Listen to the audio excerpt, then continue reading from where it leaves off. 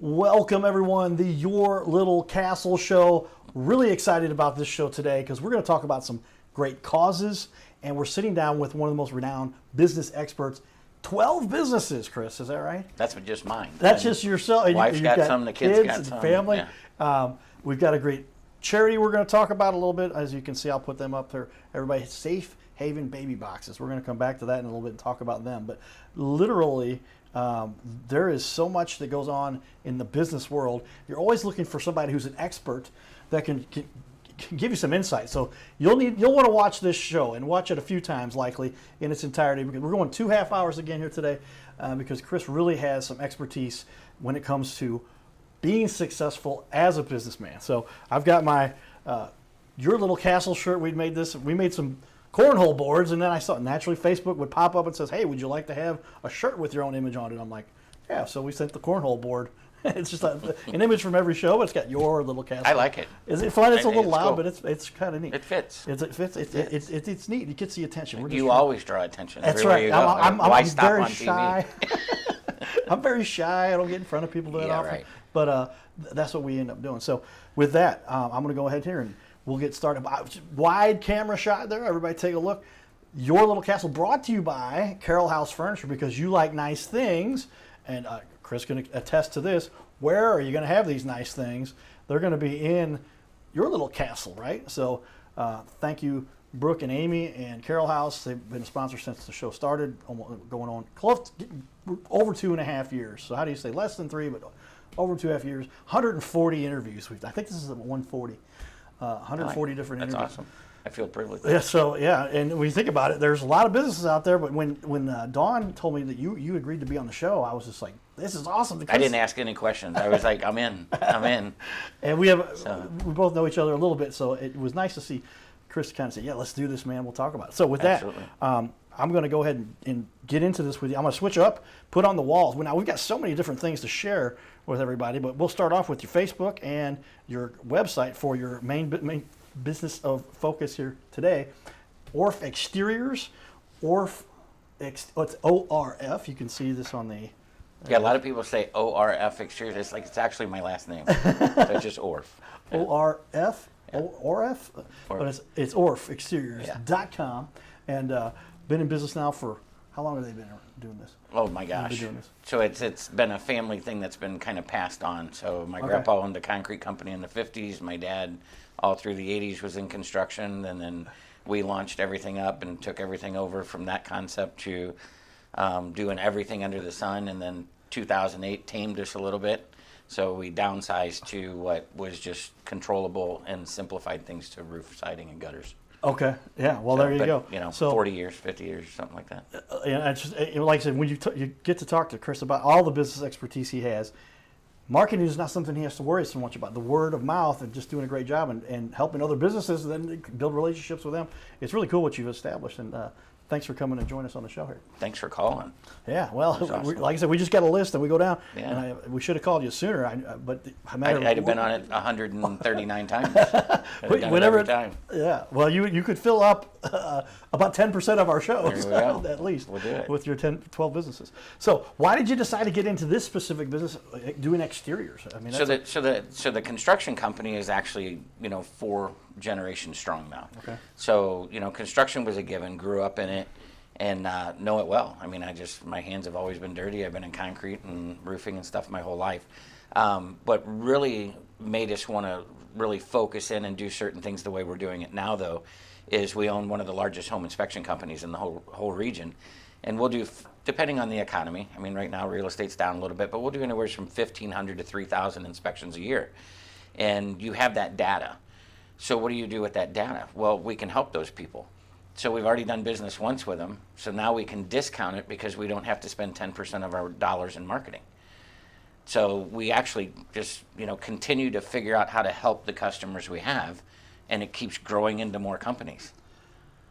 Amazing concept that you've got there. You've talked about how they overlap and integrate so that you can start with one company that will integrate well with another to help start more services you can provide that work together. It's real easy, especially in a community like this, when everybody knows everybody and there's just so much conversation going on amongst a lot of people in a lot of different places because there's so much to do. So we're always running into people and all that. It doesn't take but 2 seconds to find a need. And the ideas to fill those needs and stuff, they just continue to build new businesses. We have ideas that we don't have time to get to, but we know people that are looking for stuff, and sometimes we'll have an idea, we'll go find the talent, we'll start a company and put that person in place of that business. Wow. So it's not even something I know anything about, but we find talent. Now we got to find the need, match the two. There's another company. Interesting. Now, it was most interesting to me. I said we were talking in our pregame prep. We call that in the green room or in the bullpen. A lot of people may refer that with my baseball background. But I said, when did you get started? When did you get the business bug? I know he's been doing this for 30 plus years, but actually you started as a 13-year-old. Was your first experiment with that? Tell me about that a little bit. It's kind of goofy. But it's 13 years old. You don't realize your dad's in business. You don't realize your grandfather's in business, things like that.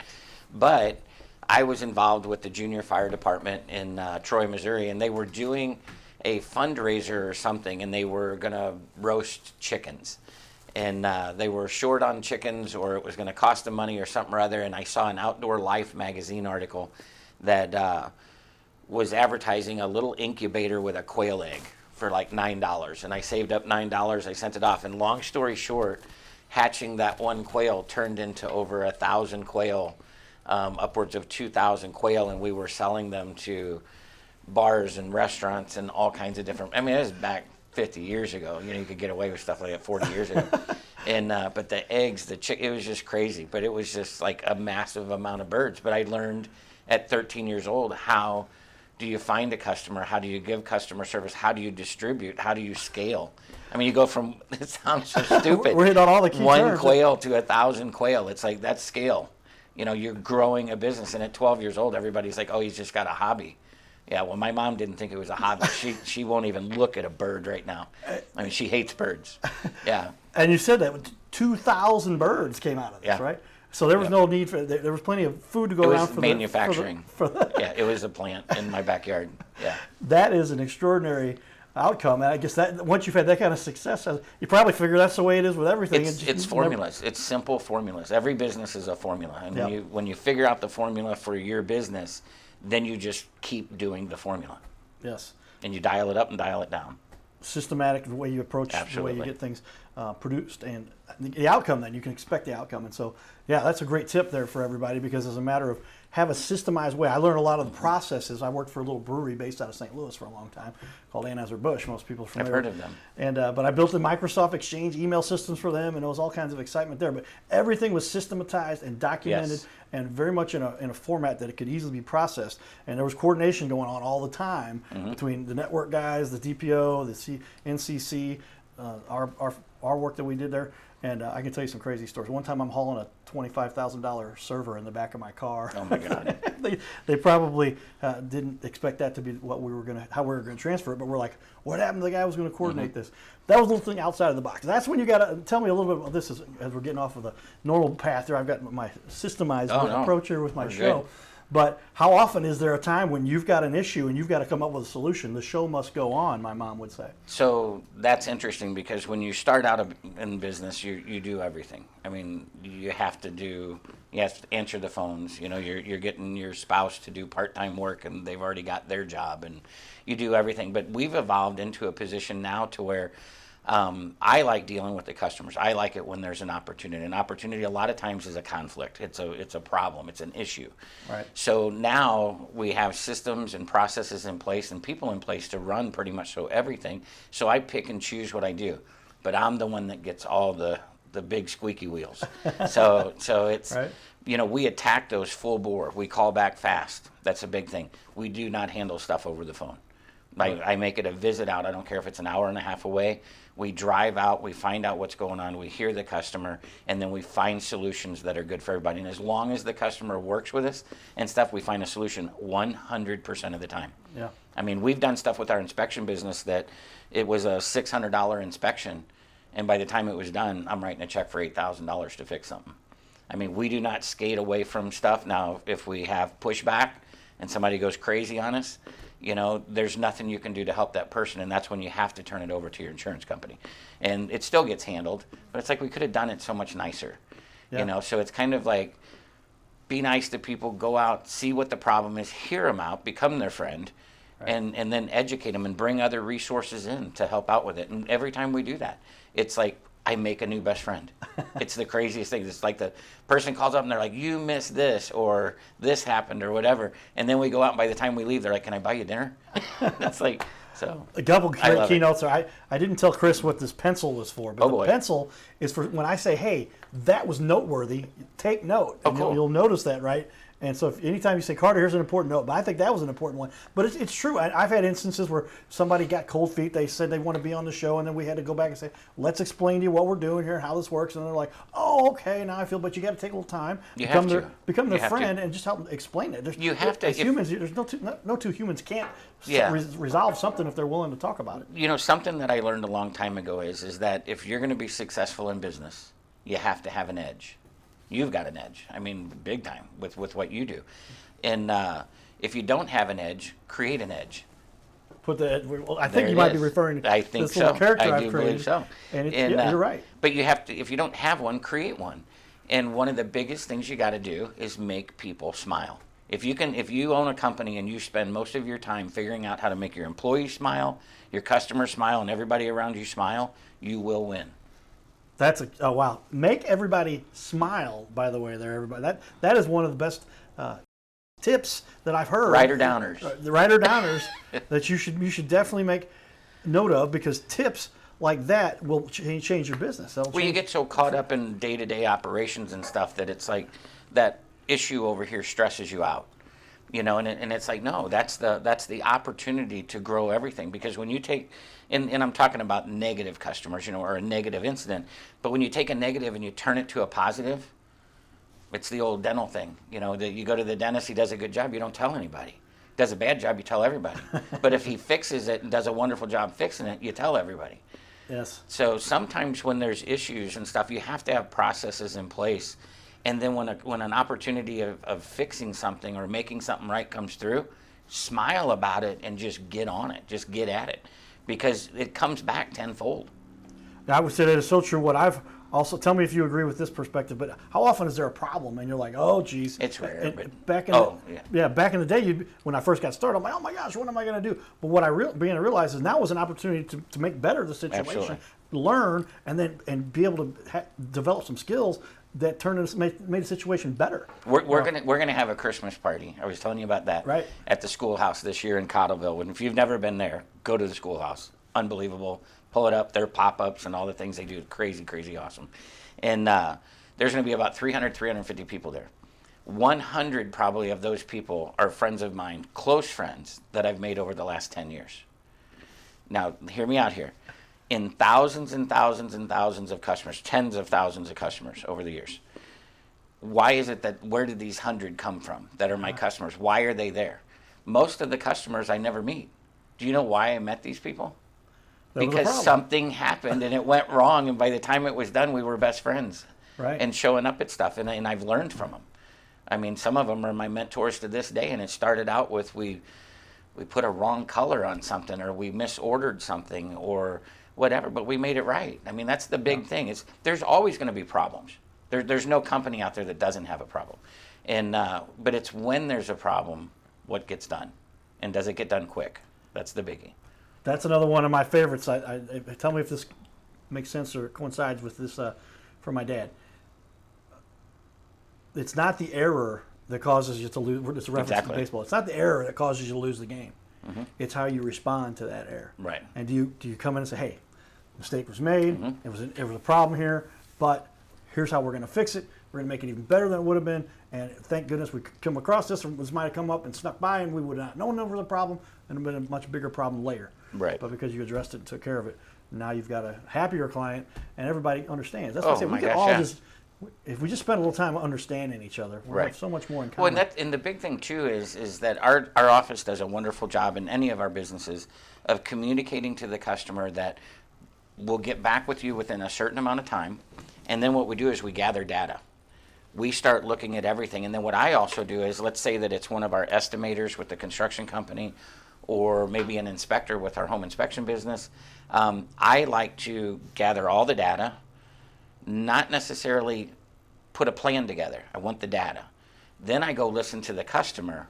Then I go to the data to figure out what's going on. Because I don't want to walk in with a preconceived notion of anything. I just got done at a house for the inspection company, and the customer said, "You missed this crack in my brick." And there was a company wanting to sell them $18,000 worth of repairs. Well, I have interest in a couple concrete companies. I grew up in concrete. I know concrete. Okay. And so I get out there. He just needed to be explained what was going on. We actually educated him on what was happening. This house was 80 years old and settled probably 60 years ago and hasn't moved since. Right. A quarter of an inch. And Oh, wow. it caused the hairline crack. But if you don't go out and take care of things like that, a lot of people say, "Oh, that's annoying, it's just common sense." No, it's not. Because that's your industry, not theirs. Right. So you can talk baseball. All I know is it's fun to watch and drink beer. Right. So, you got to go out and you got to educate people, and you have to take time, and don't assume people know things. And then have those things in place to where you get in there and you help them out, and it's going to take us a couple more visits and stuff to I want to meet with the different people that have been out there. We're bringing our people in and stuff, and by the time it's done, I'm going to have another friend probably coming to the Christmas party. Well, there you go. Another problem solved, issue addressed, and another solution that helped build a relationship. Yeah. That came out of I think we're talking a lot about problems, Right. and I don't want that to scare anybody, but that it's one of the biggest things that's going on right now. We get phone calls all the time from other from customers, and they're like, "Hey, will you come out and look at this? We had this issue," and I'm like, "Well, why didn't they just come out and make it right?" "Well, we haven't heard from them in 6 months." Don't be that guy. don't be that Yes. guy. Communication. Just fix it. That's what I have. I have an undergrad degree in communication, and that was at SLU, and then my master's is in media communication, which is I've got some analogies for that. Doing one thing better than doing how to communicate better. We use the slang for the initials are B. I won't even say the other one, but it's the two. But bottom line is, it's that communication that so often is the issue. And so if you don't communicate, there could have been a very easy solution to whatever the issue may have been, but you didn't talk to them about it. And then 6 months later, somebody's coming back at you, and you're like, "Wait a minute, we could have easily resolved that earlier. We're still going to take care of it now." And sometimes if it doesn't even involve you, you've got that line of communication open, run with it. Find solutions for them. You're not going to get paid for it, maybe not necessarily now, but it comes back in so many ways. Can I tell you a story? Yeah, let's hear it. So most everybody that's watching the program knows where Cottleville is. I mean, if you don't know where Cottleville is, wake up. Go to Cottleville. It's a lot of fun. 5 minutes So- from St. Charles. Yeah. Downtown It's- St. Charles. Yeah, 5 minutes down the road. 7 minutes. And Cottleville has just grown. Well, we had the opportunity to work with Chris Shreves that owns the schoolhouse. He owns Securus. He owns the hotel and restaurant there in Cottleville, the Oak Street Inn and Lounge. And we did the roof on it. We did a bunch of other stuff on it. And just great relationship, but kind of a working relationship. And then all of a sudden there was a leak. And we're like, "Oh my God." It's like getting in the electric panel and where's it coming from? And we had all this rain this last year. So when we found out where the leak was coming from, had nothing to do with what we did. Nothing. But I got in there and Chris got in, and he's a hands-on guy too. He took my tools away from me and he started working. I mean, just an amazing man. Okay. But here's the thing. In 100-degree weather, while we were fixing this thing that he didn't do, I didn't do, but it needed to be fixed, it was done by somebody else, we built a relationship that you just can't tear it apart now. And in talking, I learned so much from him. And watching him work, I learned from him. And now I just saw him today. I wouldn't say we're best friends, but I could call him in the middle of the night for a favor and he'd be right there. I mean, but that came from, I didn't just go, "It wasn't my deal. You're on your own. Go talk to whoever." When people call you with things, find solutions, because you have no idea where that's going to lead. Because then all of a sudden this guy calls and he goes, "Hey, I need this. Chris Shreves said to call you. Hey, I need this. I met you at Oak Street and Chris said you're a stand-up guy." And then all of a sudden his mom calls and goes, "You're the only person I'm supposed to talk to. Chris said you're the only person I can work with." And so we're doing all our work. And it was because we sat there and we sweated and we fixed the problem. There you go, ladies and gentlemen. Find the solution. Come up with a Yes. way to hammer things out, because I guess I was, when I was a kid, I did not like, especially, Mom, I love you. You know that. but I didn't like my mom because she was so strict. Yeah. And she was a teacher. But you Makes don't sense. appreciate it, You don't. is what it is. The joke was you don't mess with Mrs. R. My dad came up with that one, but it was true. And funny story. My mom said, "You're going to take piano lessons, and then you're going to summer school." I said, "No, I'm not. I'm quitting piano lessons." She said, "You need something that rubs you the wrong way. Sometimes you don't always get your I way." said, Mom, you're doing it. I said, exactly what I said. I said, "Mom, I don't need piano lessons for that. I've got you." Yep. Oh, And that's anyway, funny. but the point there was that she was so strict that it better be done. It better be done right. You better Right. finish up. You better complete it. So like now, I get like nervous if something's going wrong and there's somebody leaving something hanging. I'm going, we got to come up with something here. We got to Right. find a way to get this done, or else. And I think that's very fortunate that I had that kind of a background training. But what I've learned from that also, it makes life a lot easier too. So yeah. those things that are out there lingering, they're always in the back of your head going, where's this at? And did somebody get through here? Did we get these finished? And the customers get infuriated because Right. they've got to get their whatever. This is part of their business. This is part of their family. Mm-hmm. They've got to get these things done. But just get it done. Take care of it, and it saves a whole lot of other heartache, stress. Yeah. The number one cause of any disease out there they're talking about now, like 88% of people that go to the hospital, stress related. And so You know what? take care of those. My uncle actually collapsed from stress and deep sleep deprivation, and I was thinking, how in the world can that happen? I mean, I lived on 4 hours of sleep, and we had a second home down in Texas. I was on my way home one day, and I got lost, and I called my wife. I was literally in tears. I couldn't find my way home, and it winds up stress and sleep deprivation, and my whole body was shutting down. They're like, you will not make it another 2 weeks, Holy cow. because it's like something's going to stop, and stress is not good. Yeah, well, and That's why I say if you can't make somebody else smile without smiling. that's true. So if your motto is just make everybody happy, then you'll be happy. We've already, if you haven't picked up enough information here already on ways to impact your business, we're not even a quarter of the way through all I want to talk about. But great discussion. I love my business. We have a business growth company, and I travel around the country with other coaches and stuff, talking to groups. I would rather sit here and talk about how the viewers could grow their businesses than to talk about Orfix Terriers or anything. I mean, I love it. I love to watch companies grow. Well, and you've got some great tips that I you've get all already giddy. covering with people. I mean, this is the most valuable. When Dawn said you agreed to be on the show with us, I was just like, this guy's an expert guru. We're going to be able to really, hopefully, get the whole point I mentioned very often during the show. We're going to give you some tips for your business is the idea here, because these are the experts are willing to sit down with us and share some of their expertise that are what they call trade secrets very often and things you wouldn't hear anywhere else. But if you get the ear of somebody like yourself to talk about it, wow, thank you. Well, you're welcome, and thanks for inviting me on again. I mean, this is where I thrive. I love these conversations, and one of the biggest things that I've heard recently is I want to retire someday, but after '08 kicked my butt, or after this happened, or then there was COVID and we lost a lot of our customers, whatever it is, and they're trying to figure out what do we do, and that's where those systems and processes that you're talking about come into play. Because if you're building a business, look at Robert Kiyosaki's quadrant. Yeah. So you got employee, then it goes to self-employed, then it goes to business owner, then it goes to investor. Right. So a lot of people that are self-employed think they have a business. They don't. No. They just own their job. Yeah. And the thing is, it's not worth anything because they're the business. Nobody wants to buy you.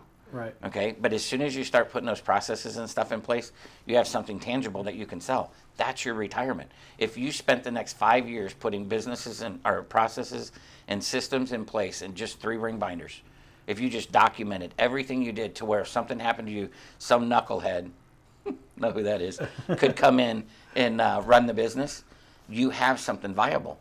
And that's what people want to buy. These hedge fund companies around the world, they're coming in and they're buying up little businesses that make no sense and paying top dollar, but they're buying systems. Right. You've got to have the system. Yeah, so everything must have a system, or else it can't. That was the part of the method with Anheuser-Busch. If it wasn't systematized, you couldn't even bring it into. And they did well when they sold their system. Yeah, they sold their system. I think Mr. Bush he's a billionaire, if I understand now. His son is a half billionaire, if I'm correct. And he's not hurting. They're all doing very well, but they had a system. And you talk about systematizing. My cousin, who a lot of people think I might have had a leg up from my cousin Carl, who recently went to heaven also, but he was the one who helped develop a lot of the system. He was an engineer, and the pallets that would come in and they'd bring the bottles around and the cans would slide in, and then they would get packaged all right there, and that was all. Can you imagine packing 10,000 bottles a day by hand? I mean, obviously those are things that had to be systematized, and that's where companies can really grow and show they've got. Well, and looking at what's going on in the economy and everything that's going on, you got to constantly be shifting and changing.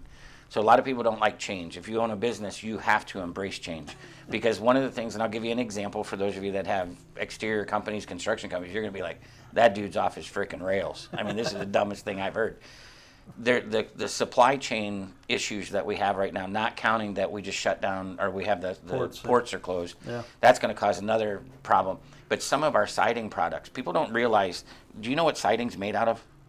Vinyl, Oil. which is oil-based, yeah. So when you can't get oil and you stop producing oil, all of a sudden housing products become hard to get. Right. The resins are hard to get and stuff. There's reasons that cause that. Then it's hard to ship them because the price of shipping has gone up. And what's happening now, if you order blue siding or a red siding or a dark color siding, you could literally be 6 months out before you get it. So what we did is customers, if you got a deposit on a job and you go 2 months and that material isn't there, they want their money back. They're getting edgy. They're calling your suppliers. They're like, what's going on? I don't believe it. Their stress level goes through the roof. So what we did when we saw this happening over a year ago, we said, we're not taking any more money down. We've never been burned one time. We don't take any money down. You pay us when the job is done. Yeah. So I've got jobs now that we've been going 3 months waiting on material. It's coming in 2 weeks. Customers are sitting back enjoying the hot, they're just loving life. They're not under stress because nobody has their money. Yeah, you start putting a bunch of money into something, you're wondering when this is going to get God. done. People start to fret because they need to start. It might be Absolutely. relative to their business or their. Well, the trust level livelihood. goes down and stuff. And I'm not telling you to go out and do a bunch of work without getting deposits. I'm not saying that. But I'm saying we had to make a decision of what are we going to do about this, because I don't want people calling my office screaming, going, why aren't you starting my job? Well, we can't get material. Well, that's BS, because the neighbor just started their job and they ordered it before us or after us. So it's you got to adapt, and the world is changing fast.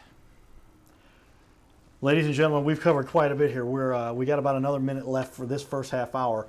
Still have a ton of questions to go through. We haven't done any of the questions. We've done none of the questions. Chris has a ton of great reviews, a lot of great information to share up there. He's built so many successful companies. Been doing this now. Overall, how many years would you say you've been in business? I was an awful student. Tom Whalen was my history teacher at Francis Howell, and he said, you need to start a business because you're never going to pass if you go into college. In fact, you need to just leave here now.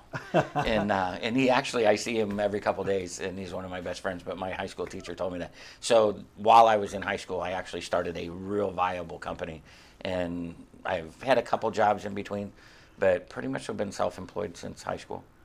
Well, there you have it, ladies and gentlemen. So there's a lot we covered here. We've got a lot more to cover, but Chris has told me he'll spend another half hour discussing with us. And I'm not going home tonight. We got cold beverages. We can have some food brought in if we need to. But we're going to go over quite a bit more here because Chris has really brought some incredible insight to the success of many businesses. He's now a business coach, essentially, right? Another thing you do. Yeah, we do. And that's not something we started. We had people calling us and saying, would you come show us this and we'll pay you? And I'm like, okay. All right, everybody, stay tuned for more. The second show is going to be great. This is the show that's probably on Thursday. We'll be back on Friday and maybe over the weekend, too. Giddy up.